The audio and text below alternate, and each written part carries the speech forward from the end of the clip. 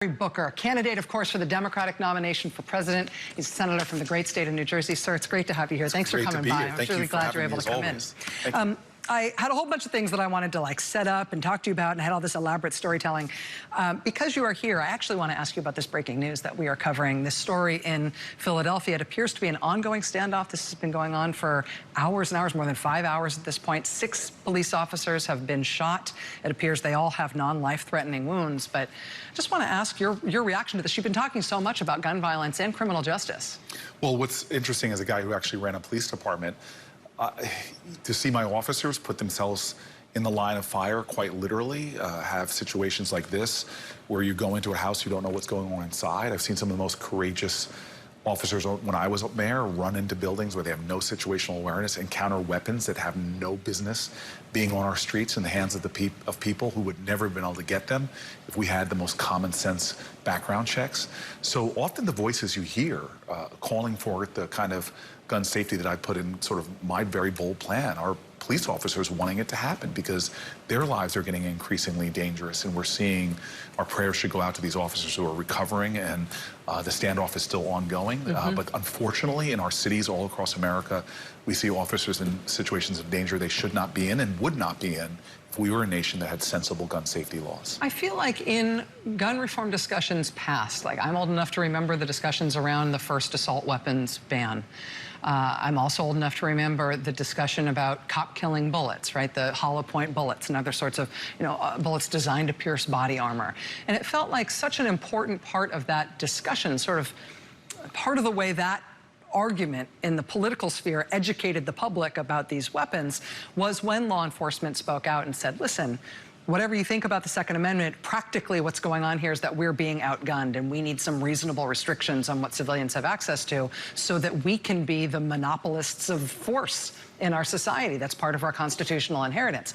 I don't feel like I hear those voices from law enforcement right now in the gun reform debate. Well, I'm hoping that you're going to see increasingly voices from all over our society, because the insanity of this all is just, especially with the massive rise in white supremacist attacks now. But again, as a guy who was a mayor in a city that had too many shootings, we were able to lower it, but still lowering, it's still too many.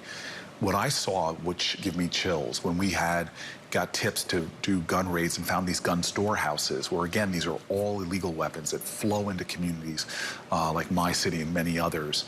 And you just look at these stashes of weapons and you wonder, how could we have a society where this is so easy for criminals intent on doing dangerous things can so easily get weapons that do not belong, they only belong in theaters of war, frankly. That puts officers at risk, community members. And then the thing I see is people having these weapons, just shooting them indiscriminately. This is where you see in communities like mine and other cities, bystanders, people showing you bullet holes in their windows. And it creates an environment so crippled by fear and trauma that on 4th of July in communities like mine across this country, you have people who hear fireworks and parents will tell you their children dive for cover, they cower, they hide. We've created such a culture of fear that's now penetrating all types of communities, where we say the best we can do to our children now when they go to school in September is, we can't protect you, so we're going to teach you how to duck for cover, shelter in place, and the more. That is a society that has surrendered basic freedoms: freedom from violence, freedom from gunfire, freedom to live without this kind of constant cortisol in the back of your brain being released that undermines our quality of life. We are losing our well-being as a nation because so many of these guns now are on our streets, so easily gotten by people who intend to do massive amounts of harm. Because there are so many out there already. I mean, I'm thinking about it tonight in Philly. We don't know what kind of arsenal this gunman has, but we know he's been able to hold off a police department for 5 hours and shoot 6 cops along the way. I mean, who knows? You say that so casually. I just don't think people understand what that means. And that there are people right now, and we see this now, we see the horrible results like we saw in El Paso, but we also hear stories since El Paso of people intervening to stop people plotting these kind of attacks. This is why we've released, and I hope people will go to corybooker.com, a far more comprehensive way to stop what has been the majority of our terrorist attacks since 9/11 have been right-wing extremist groups, a majority of them have been white supremacist groups. We have a massive problem because of these guns on our streets that enable people who want to do sinister things.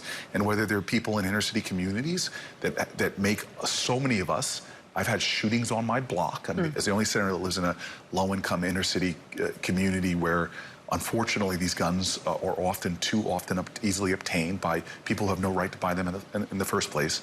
People like me who live in communities where we see our shootings, or live now in a nation where we're afraid to go to the mall, to a concert, to our house of worship. So there has to be an urgency to deal with this. And the fact that we're saying things, I mean, God, we used to be a nation where people died. 4 girls in a church in Birmingham pushed us to change laws. As King said, you can't legislate people to love me, but I can legislate them to stop lynching me. Women here in this city throwing themselves out windows at the shirtwaist factory fire. We changed laws. We used to have this common empathy that we can do what's necessary to give us the freedom from these types of fears. But now we see a moral impotency from too many leaders that are preventing common sense things from happening and creating a culture now where no other developed nation talks the way we do about the commonplace of what's being done today, putting our law enforcement at risk, our children at risk, our families, our neighborhoods, our communities. This must stop, and that's why I'm demanding really everyone in this Democratic Party, don't let the corporate gun lobby frame this debate. Let's us now frame what really is common sense, and that's why I hope people will find out more about my plan at corybooker.com. I have more to ask you about that in just a moment, if you can stay with us. Senator Cory Booker is our guest. We'll be right back with him after this. You do still have your day job in the Senate while you are pursuing this presidential campaign. And from that perspective, I wanted to ask you, we were just talking about leadership on guns and the national feeling about domestic terrorism, white nationalism, the threat of those sorts of organized hate movements, but also the weaponry that's out there in the world. Do you feel like there's anything that's going to pass through the Senate? I mean, I know that the House can pass not only background checks, but more with the Democratic control. Can anything pass the Senate? Will anything? So I'll never limit the realm of possibilities as a prisoner of hope, but let's be clear, the same actors on the stage right now have denied time and time again what the majority of their own constituents want, what the majority of the Republican Party wants. There's overwhelming agreement among gun owners to say we should not live in a country where someone who is guilty of spousal abuse can then go out and buy a weapon, who's on the terrorist no-fly list can then go out and buy a weapon. We have such a porous system right now, but again, nothing has changed. Kids shot under desks, people shot in a nightclub, nothing has changed. But my hope is that we see this rising outrage in this country that begins to move the needles. But I'm telling you, I think this 2020 election, and people underestimate it, this is going to be one of the issues. And I think it's going to see a lot of people backed by the corporate gun lobby and the NRA booted out of office, will be held accountable. We saw that in the 2018 elections where you had openly people backed by Moms Demand Action going up against NRA-backed candidates and on almost all the cases losing.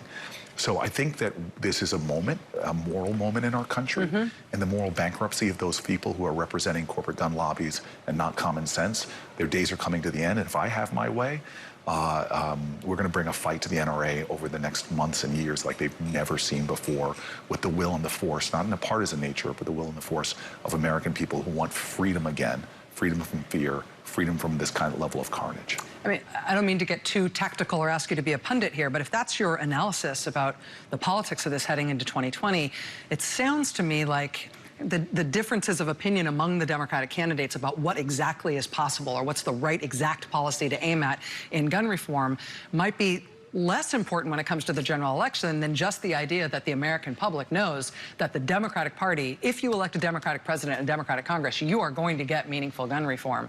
And if you keep the Republican Party in power, you're not. I mean, obviously, you candidates, the 20 of you who are all running right now, sort of fighting amongst yourselves as to who has the best and most progressive policies. Are those fine points going to make the difference? Well, I love what your question is, because I tried to remind on the last debate stage, hey, we have common cause here. Yeah. The differences don't matter as much. But for me, I just want to be very blunt. I've lived this nightmare. I have the young kid, Shahad Smith, we should keep saying people's names, who lives, I watched him grow up, shot with an assault rifle, killed on the top of my block. I've seen shrines in my neighborhood to kids that are born, sat next to a shooting victim trying in vain to stop him from bleeding to death. The kind of fight that I'm going to bring, because this is very personal to me. I've seen the death and the carnage up close and personal that goes on every day in America. I know our mass shootings rightfully captured a lot of attention, but every day 100 people are dying by gun violence. The majority of our gun violence victims in America are black men.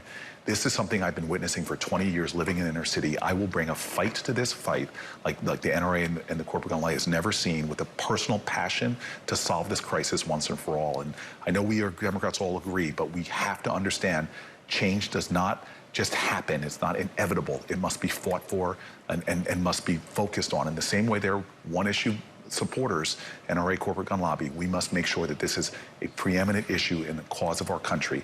Because if governments are formed for the common defense, we've lost more people in the last 50 years from gun violence than we lost in every war combined, from the Revolutionary War unto present. That is unacceptable. We must change it. Senator Cory Booker, Democratic candidate for president in 2020. Sir, it's really good to have you here in person. Thanks. So good to Come have back you. soon. Thank you. All right, that's going to do it for us tonight. We will see you again tomorrow. Now it's time for The Last Word with Lawrence O'Donnell. Good evening, Lawrence. Good evening, Rachel. And all of the Democratic candidates have different strengths, and some of them have a range of strengths. But I don't think there is another candidate who can speak with more authority on what we just heard Cory Booker speaking on. I mean, there is no other candidate who literally lives closer to this problem than Cory Booker. Yeah, and has the eloquent analysis and sort of fire in the belly to prove it. That's absolutely right. Thanks, my friend. Thank you, Rachel. Thanks.